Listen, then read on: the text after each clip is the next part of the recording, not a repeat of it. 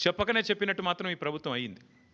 ఎన్ని రోజులు కాళేశ్వరం కూలేశ్వరం అయిపోయిందని వాగిన నోళ్ళే ఇవాళ అదే కాళేశ్వరం నీళ్లు తీసుకొచ్చి హైదరాబాద్ ప్రజలకు మేము గోదావరి నీళ్ళు అందిస్తామని చెప్తున్నారు. అంటే ముఖ్యమంత్రి కానీ ఈ ప్రభుత్వం కానీ చెప్పకనే చెప్పినట్టు అయ్యింది. కాళేశ్వరం మరి తెలంగాణకు కల్పతరువు, తెలంగాణకు కామధేనువు అని మొదటి నుంచి మేము ఏదైతే చెప్తున్నామో అది అక్షర సత్యం అని కాంగ్రెస్ ప్రభుత్వమే ఇలా ఒప్పుకున్నట్టు అయింది.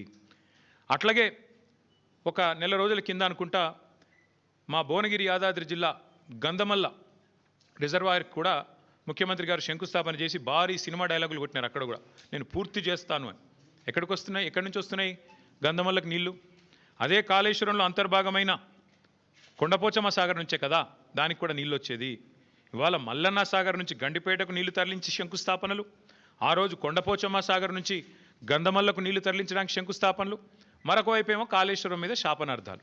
ఇంతకంటే అరాచకమైన, ఇంతకంటే సిగ్గుమాలిన ప్రభుత్వం ఈ దేశంలో ఉన్నదా అని అనక